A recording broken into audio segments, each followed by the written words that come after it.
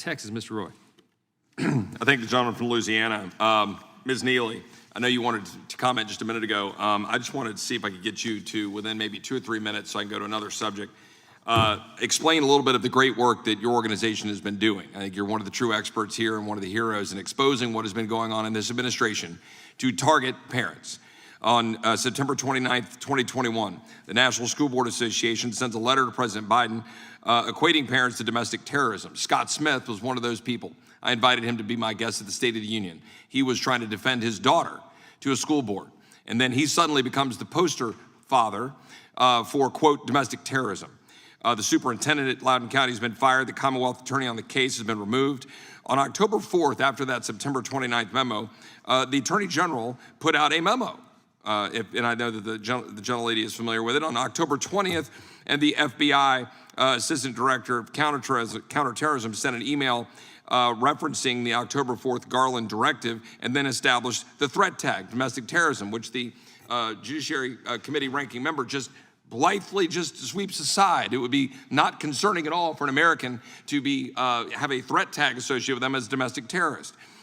This year, on January 11th, 2022, you told officers he was writing a letter to provide information to the White House from a request from Secretary Cardona. I want you to explain that. And on February 14th, 2022, NSBA leadership knew of DOJ memo before its release. Can you walk through all of your great work through the Freedom of Information Act to establish these facts that we are now relying upon to understand the dangers of this administration?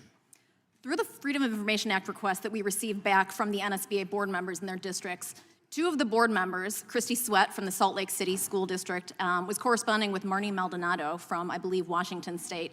And she speculated that Secretary Cardona had been the impetus for that letter. I know that this chair, this committee has requested documents from the Department of Education and the Department of Justice, which have not yet been turned over to them by either department. And so we are unable to prove the veracity of that. But that is something that, again, an executive committee member of the NSBA asserted, and I think is something that the American people deserve answers on.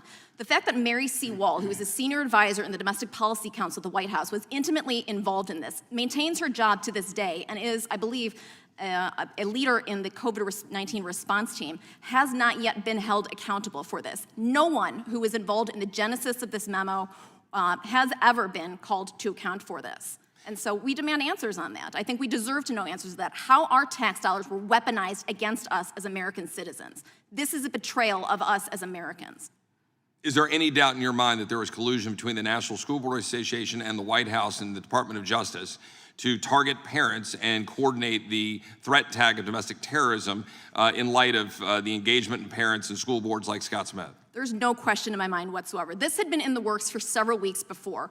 There was also evidence that the National Association of Secondary School Principals, they released a statement on September 16th, 2021, calling for federal intervention. The American Association of School Superintendents also put out a statement, although they, in NSBA documents that were later released in May 2022, declined to request federal intervention. It feels very much like there was an effort afoot by a number of outside organizations to gin up support for a pretextual investigation by the federal government. So moving on to another subject in my minute and a half that I have left, I've heard a lot of colleagues on the other side of the aisle talking about book bans and accusing people in Florida, particularly Governor DeSantis and the people of Duval County